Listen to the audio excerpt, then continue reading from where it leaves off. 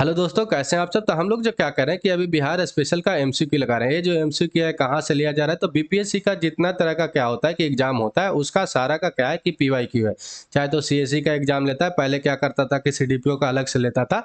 Assistant का exam हो, agriculture के एरिया में भी एग्जाम लेता है उसका हो, चाहे तो जितना तरह के टीचर का भी एग्जाम लेता है। तो सारा का क्या है कि इसमें पीवाईक्यू है बिहार स्पेशल का, साथ ही साथ जितना भी इंपॉर्टेंट एमसीक्यू बनेगा उसको भी शामिल किया गया है। ठीक है, तो इसको आपको ध्यान से देखना। और बिहार स्पेशल का भी क्या है कि क्लास हो गया है, तो उसको भी आप जाकर देख सकते हैं। अगर ये सबका पीडीएफ चाहिए तो क्या करना है कि टेलीग्राम का लिंक दिया होता है डिस्क्रिप्शन में, वहां से आपको टेलीग्राम ज्वाइन करना है और ज्वाइन करके सारा पीडीएफ डाउनलोड कर लीजिएगा ताकि उसको रिवीजन करने में आसान हो। तो चलिए आज का क्लास हम लोग शुरू करते हैं। वीडियो अच्छा लगेगा तो लाइक करिएगा, कमेंट करके, शेयर करके, सब्सक्राइब करके बेल आइकन दबा दीजिएगा ताकि आपके पास नोटिफिकेशन टाइम टू टाइम पहुंचता रहे। तो जो आज का जो सबसे पहला क्वेश्चन क्या है कि 300 क्वेश्चन हम लोग ऑलरेडी लगा चुके हैं। तो आज का जो सबसे पहला क्वेश्चन क्या है कि बौद्ध धर्म के प्रचार हेतु अशोक ने श्रीलंका किसे भेजे थे, ये आपसे पूछ रहा है। तो महेंद्र को भेजे थे, कौटिल्य को भेजे थे, वानवट को भेजे थे या सेलुकस के भेजे थे। तो यहाँ पर जो सेलुकस है वो तो एकदम गलत ही है। ठीक है, सेलुकस निकेटर तो कोई और था, तो इसका तो बात ही हटा दीजिए। तो यहाँ पर तीन ऑप्शन बचता है, एक कौटिल्य भी यहाँ पर हट जाते हैं। तो इसका जो सही उत्तर क्या है कि महेंद्र को भेजे थे। महेंद्र कौन थे, तो अशोक के पुत्र थे। ये बात आपको ध्यान में रखना है। अशोक के बारे में जानकारी ले लेते हैं, इनको प्रियदर्शी भी बोला जाता है, ये भी बात आपको याद रखना है। और देवताओं के प्रिय के भी नाम से इनको जानते हैं, तो ये भी बात आपको ध्यान में रखना है। अशोक जो थे मौर्य वंश का क्या थे कि एक बहुत बड़े राजा थे, बहुत प्रतापी राजा हुए और प्राचीन काल में इनसे बड़ा राजा कोई भी नहीं हुआ ऐसा माना जाता है।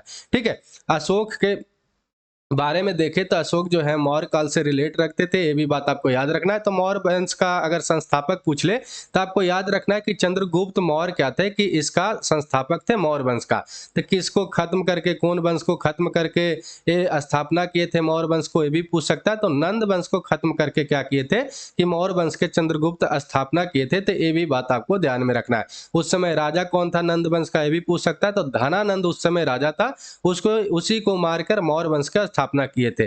चंद्रगुप्त मौर्य को कभी कभी पूछ लेता है कि उसको सहायता कौन किए थे, तो आपको याद रखना है ये जो कौटिल्य थे ना, कौटिल्य का ही नाम चाणक्य था, विष्णुगुप्त था, वही सहायता किए थे। चंद्रगुप्त मौर्य के क्या थे कि एक गुरु जी थे, शिक्षक थे, और वही मतलब शिक्षा देके धनानंद को खत्म करके नंद वंश को खत्म करवाकर मौर्य वंश का स्थापना करवाए थे। तो ये बात आपको ध्यान में रखना है। कभी कभी पूछ सकता है कि चंद्रगुप्त मौर्य कौन थे अशोक के, तो दादाजी थे, ये भी बात आपको याद रखना है। तो इनके पिताजी कौन थे, तो बिंदुसार थे। बिंबिसार नहीं, बिंबिसार हर्यक वंश से रिलेट करते थे। ठीक है, अरे बिंदुसार जो थे मौर्य वंश से रिलेट करते थे, अशोक के पिताजी थे। ये बात आपको ध्यान में रखना है। तो यहाँ से ये सब सीरीज याद रखिएगा ताकि आपका क्वेश्चन भी वो सब ना छूटे। ठीक है, अशोक जब महेंद्र को श्रीलंका भेजे तो श्रीलंका के शासक वहां पर कौन था, तो तीस था। तीस को क्या किए थे महेंद्र, तो बौद्ध धर्म का दीक्षा दिए थे। ये भी बात आपको ध्यान में रखना है। ठीक है, अगला क्वेश्चन का कि मगध के किस प्रवर्ती जो गुप्त शासक था उसने अश्वमेध यज्ञ का आयोजन किया था, ये आपसे पूछ रहा है। ये बहुत बड़ा इंपॉर्टेंट क्वेश्चन है, इसको आपको याद रखना बहुत ज्यादा जरूरी है क्योंकि ये पूछ लेता है और वहां पर बन नहीं पाता है। तो आदित्य सेन थे, माधव गुप्त थे, जीवित गुप्त थे या दामोदर गुप्त थे। तो इसका जो सही उत्तर क्या है कि आदित्य सेन थे। ठीक है, इतिहासकार में तो बहुत सारा उलझन था कि आदित्य सेन गुप्त वंश के थे ही नहीं, लेकिन लास्टली जो बहुत सारा साक्ष्य मिलता है तो उससे पता चलता है कि ये जो आदित्य सेन जो थे कहाँ के, किस वंश के शासक थे, तो आपको याद रखना कि गुप्त वंश के ही शासक थे। ये बात आपको याद रखना है। और परवर्ती जो गुप्त शासक थे आदित्य सेन ही क्या किए थे कि अश्वमेध का यज्ञ करवाए थे। अश्वमेध यज्ञ में होता क्या है कि इसमें एक यज्ञ करवाकर एक घोड़ा छोड़ा जाता है अपना शक्ति दिखाने के तरह। मान लीजिए कि अपना शक्ति दिखाना है तो क्या किया जाता है कि एक घोड़ा छोड़ा जाता है, उस घोड़ा पर गुप्त वंश के मान लिया जाए कि आदित्य सेन जो है अश्वमेध यज्ञ करवाए, और एक घोड़ा को छोड़ेंगे मतलब गुप्त वंश का झंडा लगाकर क्या है कि इस घोड़ा को छोड़ेंगे। तो ये घोड़ा जहां जहां तक जाएगा, जहां जहां तक जाएगा अपने आप क्या होता जाएगा कि वो राजपाट सारा गुप्त वंश के होता चला जाएगा। अगर कोई आदमी, कोई राजा, कोई शासक या कोई भी राज्य उसको रोकता है तो उस राज्य को क्या है कि इसका मतलब क्या हुआ कि वो गुप्त वंश को सीधा बोल रहा है कि हमको लड़ना है, आप लड़कर इस राज्य को लीजिए, नहीं तो अगर ये घोड़ा चलते चला जाएगा तो वो भी राजपाट किसका हो जाएगा, तो गुप्त वंश के हो जाएगा। इसी को अश्वमेध यज्ञ कहते हैं। तो ये बात आपको ध्यान में रखना है, जहां तक घोड़ा जाएगा उसी का राजपाट होता चला जाएगा। ठीक है, आदित्य सेन के बारे में कहां पर पता चलता है 3 अश्वमेध यज्ञ करवाए थे, तो ये कहाँ पर पता चलता है? तो मांदर हिल जो है, मांदर हिल कहाँ पे है? तो आपको याद रखना है बिहार में ही बांका जिला है, वहां पर है। यहाँ पर भी मांदर रहेगा। मांदर लेख से ये प्राप्त हुआ है कि ये जो है अश्वमेध यज्ञ करवाए थे, ठीक है। आदित्य सेन ने महाराजा धीराज का उपाधि धारण किए थे। लेकिन यहाँ पर आपको याद क्या रखना कि अगर पूछ ले कि प्रथम बार मतलब गुप्त वंश के कौन ऐसा राजा थे जो महाराजा धीराज का उपाधि धारण किए थे, तो चंद्रगुप्त प्रथम थे। लेकिन ये भी महाराजा धीराज का उपाधि धारण किए थे, तो ये भी बात आपको याद रखना है। और अश्वमेध यज्ञ भी करवाए थे, तो ये भी बात आपको याद रखना है। अगर गुप्त वंश के स्थापना मतलब संस्थापक पूछे तो आपको याद रखना है कि श्रीगुप्त के द्वारा क्या किया गया था, तो गुप्त वंश का स्थापना किया गया था। लेकिन अगर वास्तविक संस्थापक पूछ लेना गुप्त वंश को, तो आपको बताना है कि चंद्रगुप्त प्रथम थे, ठीक है। चंद्रगुप्त प्रथम को गुप्त वंश का वास्तविक संस्थापक माना जाता है, तो इतना बात आपको ध्यान में रखना है, ठीक है। चलिए अगला क्वेश्चन क्या है कि तृतीय बौद्ध संगीति का आयोजन कब हुआ था, ये आपसे पूछ रहा है। तो 255 ईसा पूर्व में हुआ था, 269 ईसा पूर्व में, 234 ईसा पूर्व में, या 270 ईसा पूर्व में। तो इसका जो सही उत्तर क्या है कि 255 ईसा पूर्व में हुआ था।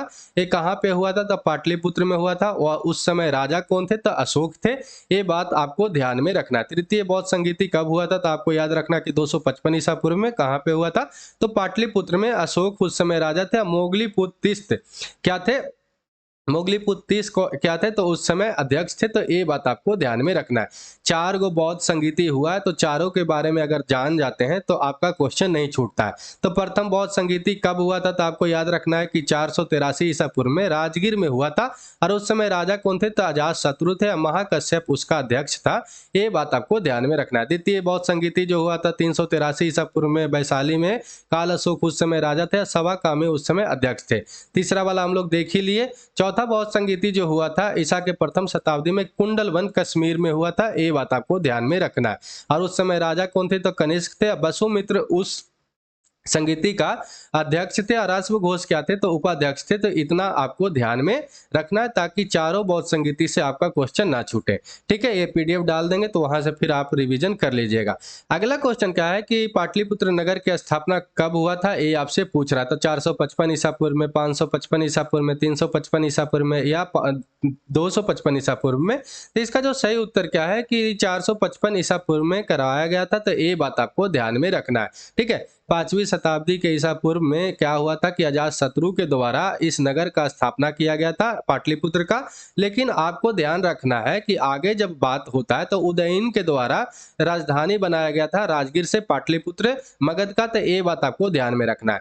जब इसका संस्थापक के नाम पूछे तो हमेशा अजातशत्रु याद रखना है। एक बिल्डिंग बनवा कर किया था, ठीक है, छोटा सा उस समय ही तैयार किया था। और उसके बाद क्या है कि राजा जो उदयन हुआ इसका ही पुत्र था अजातशत्रु का। वो क्या किया था कि राजगीर से, पहले राजगीर था इसका राजधानी मगध का, उसके बाद क्या किया था कि पाटलिपुत्र किया था। तो ये बात आपको ध्यान में रखना है, जो बार बार क्या है कि क्वेश्चन पूछते रहता है, ठीक है। यह स्थान सुरक्षा और व्यापार की दृष्टि से बहुत ज्यादा उपयुक्त था। इसीलिए उदयन जो था क्या किया था कि राजगीर से पाटलिपुत्र स्थापना किया था। ये बात आपको ध्यान में रखना है। व्यापार की दृष्टि से क्यों इंपॉर्टेंट था? हम लोग जानते हैं कि गंगा, सोन और पुनपुन नदी के किनारे बसता है। इसलिए यहाँ पर क्या है कि जो बार्टर सिस्टम मतलब बार्टर से जो भी ट्रेवल होता है उसको आसानी करने के लिए इसको चुना गया था व्यापार के दृष्टि से। तो ये बात आपको ध्यान में रखना है। और तीनों तरफ से नदी था तो ये सुरक्षा भी था, ठीक है। ये बात आपको ध्यान में रखना है इतना। चलिए अगला क्वेश्चन क्या है कि बोध गया का जो महाबोधि वृक्ष है उसको क्षति पहुंचाने वाला कौन शासक था, ठीक है। अभी जो बोधि वृक्ष जहाँ अगर बोध गया गए होंगे तो वहां पर देखते होंगे कि महात्मा बुद्ध का जहाँ पर ज्ञान की प्राप्ति हुआ था जिस पीपल के नीचे, वो ओरिजिनल पीपल का पेड़ नहीं है। अभी कितने पीढ़ी का वो पेड़ है? तो चौथी पीढ़ी का पेड़ है। ये बात आपको ध्यान में रखना है। मतलब जो मेन वृक्ष के नीचे जहां पर ज्ञान के प्राप्ति किए थे उसको क्षति पहुंचाकर उसको काट दिया था। तो कौन ऐसा राजा था, यही आपसे पूछ रहा है। तो ग्रह वर्मन था, हर्षवर्धन था, शशांक था, या राज्यवर्धन था। तो इसका जो सही उत्तर क्या है कि राजा शशांक जो था बंगाल का एक राजा था। और ये बौद्ध धर्म से क्या करता था? बौद्ध धर्म से क्या करता था कि बहुत ज्यादा घृणा करता था। उसी ने क्या किया था कि ये मतलब कि उसको जड़ से उखाड़ने का प्रतिज्ञा लिया था। ये वो कर नहीं पाया तो क्या किया कि पेड़ को पहले कटवा दिया और कटवाने के बाद क्या किया था कि उसके जड़ में आग लगवा दिया था। ये कौन था? तो बंगाल का एक शासक था राजा शशांक। उसी ने क्या किया था कि बौद्धि वृक्ष को काट दिया था, ठीक है। और अगर पूछे कि बोधि वृक्ष जो है अभी कितने नंबर के है, मतलब कौन सी पीढ़ी का वृक्ष है, तो आपको याद रखना कि चौथी पीढ़ी का वृक्ष जो है अभी लगा हुआ है। ये अत्यंत क्रूर राजा था, ये बात आपको ध्यान में रखना है। ठीक है, चलिए अगला क्वेश्चन क्या है कि 1922 से 1923 में मुंगेर में किसान सभा का गठन हुआ था, उस कौन किए थे, ये आपसे पूछ रहा है। तो स्वामी सहजानंद सरस्वती किए थे, श्री कृष्ण सिंह किए थे, मोहम्मद जुबैर किए थे, या KN सिंह किए थे, या उपयुक्त में से कोई नहीं, या उपयुक्त में से एक से अधिक। हम लोग जानते हैं कि क्या है, 69वीं से पहले उसमें क्या होता था कि 5 ऑप्शन होता था, जो अब नहीं है। ठीक है, तो 63वीं BPSC का क्वेश्चन है। तो ये जो पूछ रहा है कि मुंगेर में किसान सभा का गठन किसने किए थे, ये आपसे पूछ रहा है 1922 से 1923 में। ठीक, तो इसका जो सही उत्तर क्या है कि यहाँ पर कि इसका ऑप्शन है ई। इसमें सही ऑप्शन क्यों ई है, तो ये उपयुक्त में से एक से अधिक है। क्यों? क्योंकि ये श्री कृष्ण और मोहम्मद जुबैर दोनों मिल के मुंगेर में किसान सभा का गठन किए थे, तो ये बात आपको ध्यान में रखना है। ठीक है, स्वामी सहजानंद जो सरस्वती थे वो क्या किए थे कि पटना के पास बिहटा में इस संगठन का औपचारिक स्थापना किए थे बाद में। तो ये भी बात आपको याद रखना है, कब किए थे, तो 1929 में किए थे, ये भी आपको ध्यान में रखना है। ठीक है, लेकिन 1922 से 1923 में कौन किए थे मुंगेर में, तो आपको याद रखना है शाह मोहम्मद जुबैर और श्री कृष्ण मिलके। लेकिन इसका औपचारिक अगर स्थापना पूछ ले तो आपको याद रखना है कि बिहटा में हुआ था स्वामी सहजानंद सरस्वती के द्वारा।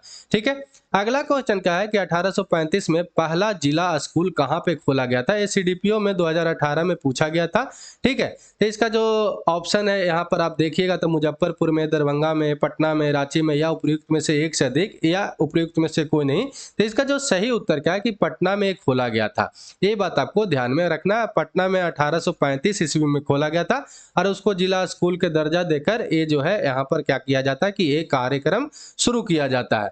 ठीक है, चलिए अगला क्वेश्चन क्या है कि स्वामी सहजानंद सरस्वती ने एक पत्रिका प्रकाशन किए थे जिसका नाम क्या था, ये आपसे पूछ रहा था। जन क्रांति था, हुंकार था, कृषक समाचार था, विद्रोही था, उपयुक्त में से कोई नहीं, या उपयुक्त में से एक से अधिक। ये भी 63वीं BPSC का क्वेश्चन है, तो यहाँ से कौन सा ऑप्शन सही है ये आपको बताना है। इसका सही उत्तर क्या है कि हुंकार लिखे थे, और ये पटना से ही प्रकाशित होता था, ये भी बात आपको ध्यान में रखना है। ठीक है, एक प्रभावी लेखक थे कौन, तो स्वामी सहजानंद सरस्वती, और हुंकार नामक हिंदी एक साप्ताहिक पत्रिका चलाए थे, ये भी बात आपको ध्यान में रखना है। ठीक है, चलिए अगला क्वेश्चन क्या है कि 1928 में बिहार में रविदास सभा का गठन किसने किए थे, ये आपसे पूछ रहा है। तो संत रविदास ने किए थे, महात्मा गांधी ने किए थे, जगजीवन राम ने किए थे, कर्पूरी ठाकुर ने किए थे, इनमें से कोई नहीं, या इनमें से एक से अधिक। ये 2018 का CDPO का क्वेश्चन है। तो इनमें कौन ऐसा है जो रविदास सभा का बिहार में 1928 में स्थापना किए थे, तो आपको ध्यान रखना है कि जगजीवन राम के द्वारा करवाया गया था। ये क्यों करवाया गया था, तो छुआछूत को खत्म करने के लिए, ये बात आपको ध्यान में रखना है। और जगजीवन राम जो थे ना, अखिल भारतीय दलित वर्ग संघ के स्थापना में महत्वपूर्ण भूमिका भी निभाए थे, ये भी बात आपको ध्यान में रखना है। 1935 में क्या किए थे कि अस्पृश्यता उसको खत्म करने के लिए भी ये बहुत प्रयास किए थे, ये भी बात आपको याद रखना है। और 1937 में क्या है कि विधानसभा का चुनाव हुआ था, उसमें भी ये चुने गए थे, ये भी बात आपको याद रखना है। बाद में ग्रामीण श्रम आंदोलन से भी ये संबंधित रखते हैं। और जगजीवन राम के द्वारा क्या है कि 1928 में रविदास सभा का गठन करवाया गया था, तो ये भी बात आपको ध्यान में रखना है। ठीक है, अभी जो आर्टिकल 17 है उसमें क्या है कि अस्पृश्यता को खत्म करने के बाद बताता है, तो ये भी बात आपको याद रखना है। जो फंडामेंटल राइट है ये भी आपको याद रखना है। आर्टिकल जो 17 है भारतीय संविधान का, उसमें ये अस्पृश्यता को उन्मूलन करने का बात कहता है। ठीक है, अगला क्वेश्चन क्या है कि मैं जहां भी हूं जगदीशपुर वहीं है, यह किसने कहे थे, ये बात आपको बताना है। तो अमर सिंह ने किए थे, झांसी की रानी ने, कुंवर सिंह ने, या जनरल लॉयड ने, या उपयुक्त में से कोई नहीं, या उपयुक्त में से एक से अधिक। ये CDPO 2018 का क्वेश्चन है। तो इसका जो सही उत्तर क्या है कि कुंवर सिंह के द्वारा ये बात कहा गया था, ये बात आपको ध्यान में रखना। हम लोग जानते हैं कि 1857 का क्रांति था, उसमें बिहार की तरफ से जो लड़े थे कौन, तो कुंवर सिंह लड़े थे, ये बात आपको याद रखना है। जब क्या हो रहा था कि लड़ाई हो रहा था, तो बहुत ज्यादा क्या है कि इनका सैनिक का क्षति पहुंच रहा था, तो इनको भागना पड़ा था।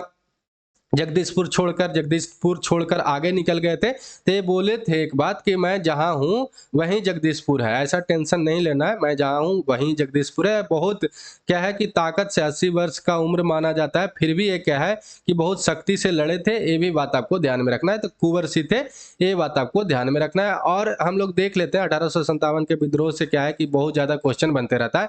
विद्रोह स्थल और नेतृत्व करता, ये हमेशा पूछते रहता है, ठीक है, क्योंकि यहाँ से क्या है कि मिलान करने के लिए पूछ देता है, 4 गो ऑप्शन दे देगा, विद्रोह स्थल और नेतृत्व करता। तो आपको याद रखना कि दिल्ली से कौन लड़ा था, तो आपको याद रखना है बहादुर शाह द्वितीय लड़ा था। लखनऊ से हजरत महल लड़ी थी, ये बात आपको याद रखना है। कानपुर से नाना साहब थे, झांसी से रानी लक्ष्मीबाई थी, ये बात आपको याद रखना है। इलाहाबाद से लियाकत अली थे, बनारस से जन साधारण मतलब जन साधारण सब लोग लड़े थे। बिहार वाला अभी हम लोग देखे कुंवर सिंह थे, ये बात आपको याद रखना है। फतेहपुर से अजीमुल्ला थे। बरेली वाला याद रखिएगा खान बहादुर खां, और फैजाबाद से मौलवी अहमद उल्ला, ठीक है। कुंवर सिंह मतलब कि इसका दमन करता कौन था बिहार में, ये भी कभी कभी पूछ लेता, तो विलियम टेलर था, ये बात आपको ध्यान में रखना है। हम लोग जानते हैं कि 1857 की क्रांति से कुछ ना कुछ सवाल बनाते रहता है, तो आपको इतना ध्यान में रखिएगा क्योंकि ये सब भी सवाल बनते रहता है। तो अगर 1857 के क्रांति कहाँ से प्रारंभ हुआ ये पूछ सकता है, तो आपको याद रखना कि मेरठ से, ठीक है। 1857 के क्रांति के समय ब्रिटेन का प्रधानमंत्री कौन था ये भी पूछ लेता है, तो आपको याद रखना कि पॉम स्टर्न था, ठीक है। 1857 के जो स्वतंत्रता मतलब क्रांति हुआ था उसमें क्या प्रतीक था ये भी पूछ लेता है, तो कमल और रोटी था, ये बात आपको ध्यान में रखना है। मंगल पांडे जो सिपाही थे कौन से इन्फेंट्री से काम करते थे, तो 34वें नेटिव इन्फेंट्री से काम करते थे, ये बात आपको याद रखना है। और ये जो 1857 का जो क्रांति था कहाँ पे खत्म हुआ था, तो आपको याद रखना है कि ग्वालियर में खत्म हुआ था, ठीक है। एक सवाल बनते रहता है कि 1857 को क्रांति का कौन उर्दू ऐसा लेखक थे या कवि थे जो क्या है कि आंखों देखा हाल उसको देखे थे, तो आपको याद रखना है कि मिर्जा गालिब, ठीक है। उस समय गवर्नर जनरल कौन था, तो लॉर्ड कैनिंग था, ये बात आपको याद रखना है। और लॉर्ड कैनिंग ही बाद में क्या हुआ था कि प्रथम वायसराय बना था, ये भी बात आपको ध्यान में रखना है। 1857 के क्रांति के बाद क्या हुआ कि ये जो है जो कंपनी इस पे राज कर रहा था इंडिया पे, उसके बाद क्या होता है कि ये जो है कंपनी से छीन लिया जाता है और ब्रिटिश क्राउन के हाथ में चला जाता है भारत, तो ये बात आपको याद रखना है। और उसके बाद क्या होता है कि गवर्नर जनरल को क्या बोला जाने लगता है, तो वायसराय बोला जाने लगता है, तो ये बात आपको याद रखना है। तो प्रथम वायसराय भी पूछे तो आपको याद रखना है कि लॉर्ड कैनिंग ही था, ठीक है। चलिए अगला क्वेश्चन क्या है कि अशोक के स्तंभ जो है उसका जो लेख है वो बिहार में किस जिले से प्राप्त हुआ, ये आपसे पूछ रहा है। तो भागलपुर से, चंपारण से, छपरा से, कैमूर से। तो यहाँ पर जो सही उत्तर क्या होगा ना कि चंपारण से।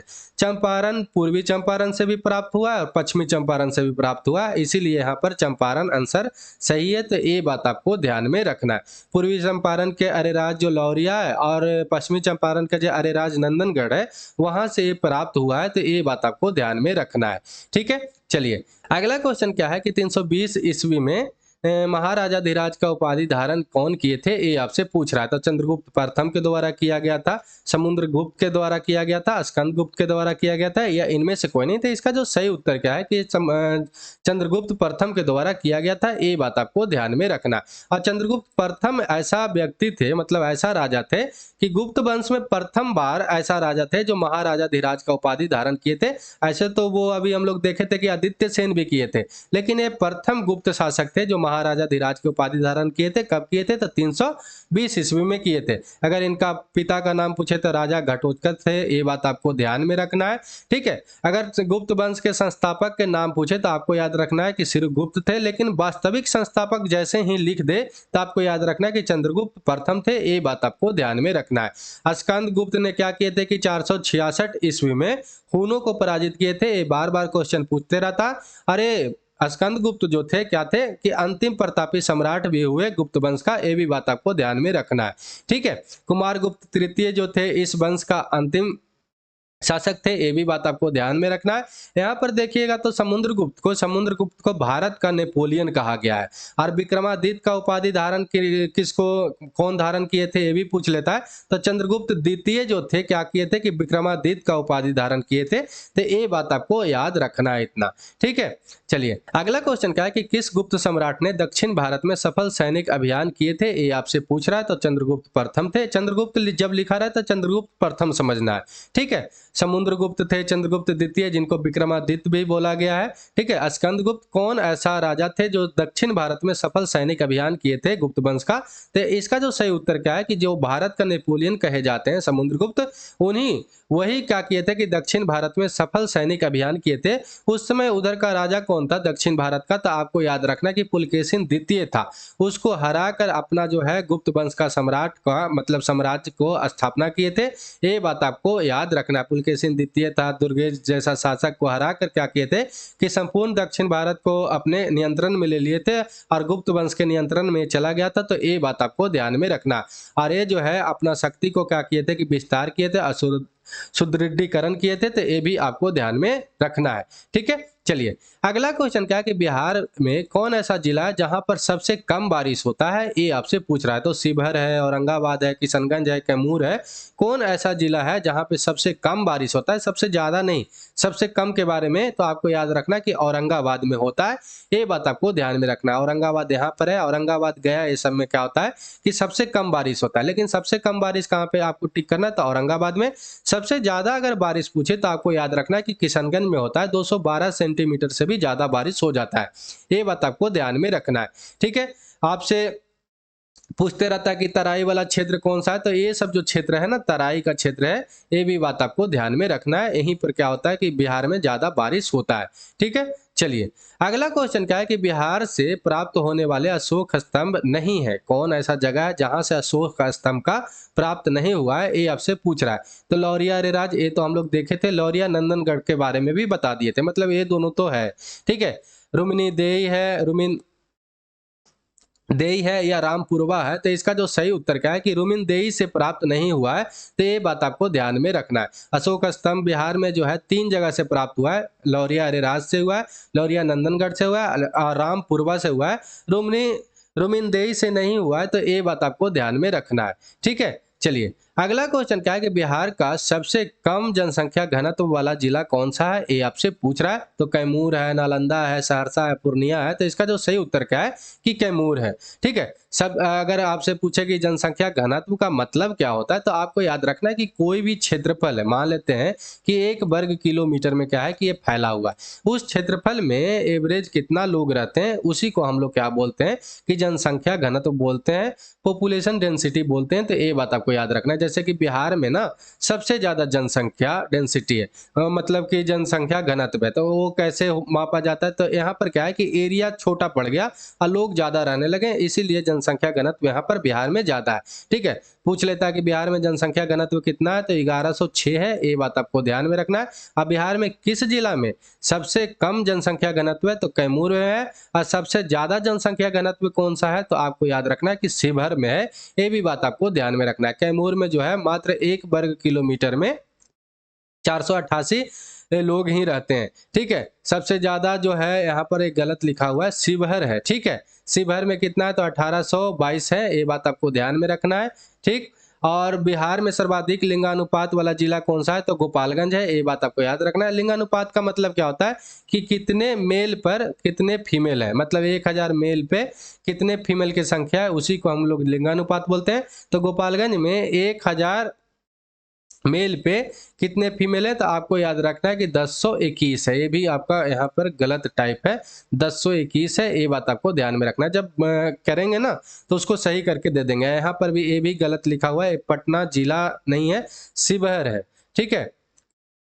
शिवहर है, ये बात आपको ध्यान में रखना, 1822 है, ठीक है। आगे वाला जो है क्या है कि जब सबसे लिंगानुपात अगर कम पूछे तो आपको याद रखना है कि मुंगेर में 876 है, तो ये बात आपको ध्यान में रखना है। मुंगेर में मान लीजिए कि अगर 1000 मेल हैं तो यहाँ पर फीमेल की संख्या कितना है, तो आपको याद रखना है कि मात्र 876 ही है, ये बात आपको ध्यान में रखना है। और सबसे ज़्यादा लिंगानुपात कहाँ पर अच्छा है, तो गोपालगंज में है, तो जो 1021 है, ये भी बात आपको ध्यान में रखना है। ठीक है, चलिए अगला क्वेश्चन क्या है कि इनमें से कौन सा कथन जो है सत्य है, ये आपसे पूछ रहा है। तो सहरसा जिला जो उत्तरी बिहार के तराई में अवस्थित है, ठीक है, ये पूछ रहा है। कांवर झील जो है बेगूसराय समस्तीपुर के जिला मतलब सीमा पर अवस्थित है। तीसरा जो ऑप्शन है कि कर्मनाशा नदी जो है बक्सर जिला में पश्चिमी सीमा पर अवस्थित है, ये पूछ रहा है, मतलब सही है। या अगला जो है चीर और सुखनिया नदी खगड़िया जिला में स्थित है, तो इसका जो सही उत्तर क्या है कि सी है। कर्मनाशा नदी जो है बक्सर जिला के पश्चिम सीमा पर अवस्थित है, ये बात आपको याद रखना है। ये जो कर्मनाशा नदी है ना, क्या करता है कि बिहार और उत्तर प्रदेश का, ये आप मैप में देखिएगा तो आपको याद रखिएगा कि ये जो कर्मनाशा नदी है ना, बिहार और उत्तर प्रदेश को क्या करता है कि सीमा बनाता है, ये बात आपको ध्यान में रखना है। जो पश्चिम में स्थित है बक्सर जिला के, ये बात आपको ध्यान में रखना है। तो यहाँ पर जो ऑप्शन सही है सी। अगर सहरसा जिला के बारे में देखें कि ये तराई के क्षेत्र में अवस्थित है, तो ये नहीं है, ये अभी हम लोग देखते हैं।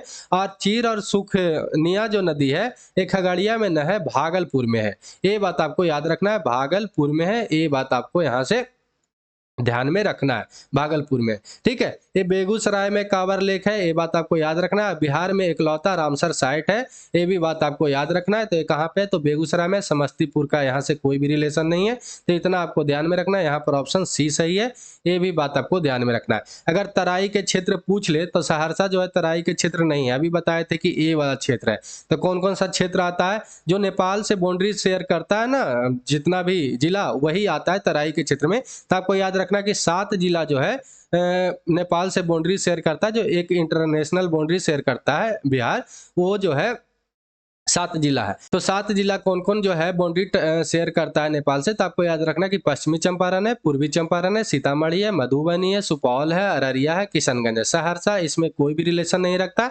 यही 7 जिला में क्या है कि तराई का क्षेत्र पाया जाता है, तो ये भी बात आपको ध्यान में रखना है। ठीक है, चलिए अगला क्वेश्चन क्या है आपका कि बिहार का कौन सा जनपद जो है झारखंड से अंतर्राज्यीय सीमा नहीं लगाता है, ये आपसे पूछ रहा है। तो बक्सर है, गया है, जमुई है, नवादा है। तो इसका जो सही उत्तर क्या है कि बक्सर है। बक्सर जो है झारखंड से क्या है कि सीमा साझा नहीं करता है, ये बात आपको ध्यान में रखना है।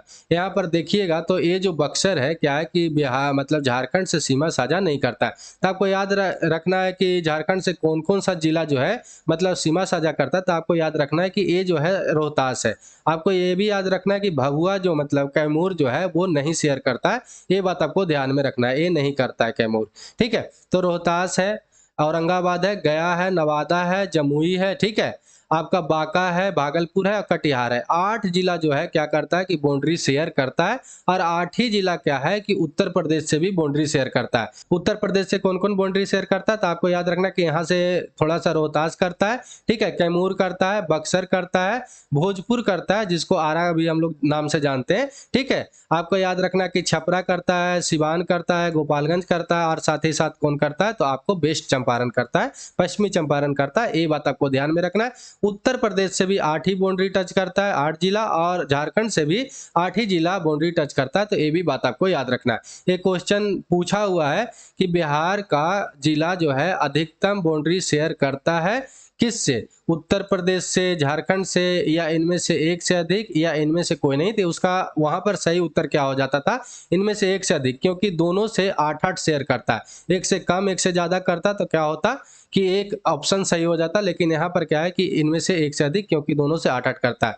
वेस्ट बंगाल से कौन कौन करता था, आपको याद रखना है कि कटिहार, पूर्णिया और किशनगंज। और किशनगंज एक ऐसा जिला है जो क्या करता है कि नेपाल से भी बाउंड्री शेयर करता है और वेस्ट बंगाल से भी करता है, तो ये भी बात आपको ध्यान में रखना है। ठीक है, अगला क्वेश्चन क्या है कि मगध राजवंश का प्रारंभ किससे होता है, ये आपसे पूछ रहा है।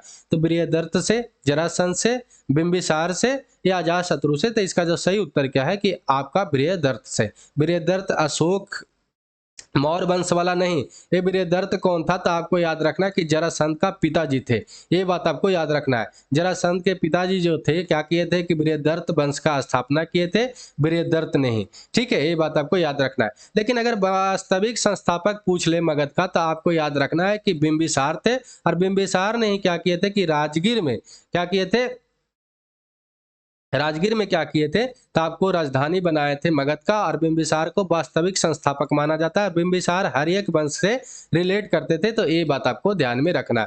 बाद में अजात शत्रु बिंबिसार को मार देते हैं, ऐसा पता चलता है, मतलब जब हिस्ट्री पढ़ते हैं तो ये जो है आपको याद रखना कि बृहदर्थ से ये क्या है कि मगध जो साम्राज्य है, मगध का जो राजवंश है प्रारंभ होता है। ठीक है, ये बात आपको ध्यान में रखना है। अगला क्वेश्चन क्या है कि गंगा नदी बिहार में किस जिले में प्रवेश करता है, ये आपका लास्ट क्वेश्चन है। तो सिवान में, गोपालगंज में, बक्सर में, आरा में, कहां पर ये प्रवेश करता है, ये आपसे पूछ रहा है। तो आपको याद रखना है कि ये जो है बक्सर जिला में, बक्सर में एक चौसा जगह है। क्या है, चौसा जगह है, वहीं पर क्या करता है कि ये प्रवेश करती है। ये बात आपको ध्यान में रखना है। ठीक है, गंगा नदी के बारे में थोड़ा सा देख ले तो गंगा नदी जो है उत्तराखंड के उत्तर कोसी जिले में 5611 मीटर के ऊंची पर एक गंगोत्री हिमनद है, वहां से ये भागीरथी के नाम से निकलती है। ये बात आपको ध्यान में रखना है। देवप्रयाग के समीप जो है ये भागीरथी जो धारा है अलकनंदा धारा से क्या करता है कि मिलन करती है, मिलती है, और उसके बाद इसको क्या नाम पड़ता है, तो गंगा नाम पड़ता है।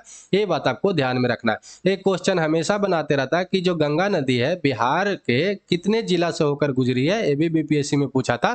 तो आपको याद रखना है कि 12 जिला से होकर गुजरी है। ये बात आपको ध्यान में रखना है। एक क्वेश्चन हमेशा बनाते रहता है कि ये जो है गंगा नदी का टोटल लंबाई कितना है, तो 2525 किलोमीटर है। ये भी बात आपको ध्यान में रखना है। भारत का सबसे लंबी नदी है, ये भी बात आपको याद रखना। यहाँ पर जो है गंगा नदी जो है आपको बंगाल के खाड़ी में गिरती है, जहाँ पर एक सुंदरबन डेल्टा बनता है, जो सुंदरी वृक्ष पर उसको नाम पड़ा है, जो विश्व का सबसे बड़ा डेल्टा है। ये भी बात आपको याद रखना है। ठीक है, तो चलिए आज के लिए इतना ही। वीडियो अच्छा लगा हो तो लाइक करिएगा, कमेंट करके, शेयर करके, सब्सक्राइब करके बेल आइकन दबा दीजिएगा, ताकि आपके पास नोटिफिकेशन टाइम टू टाइम पहुंचता रहे। और जितना भी बाकी क्वेश्चन है उसको हम लोग जल्दी से जल्दी पूरा कर लेंगे। ठीक है, तो जय हिंद, जय भारत।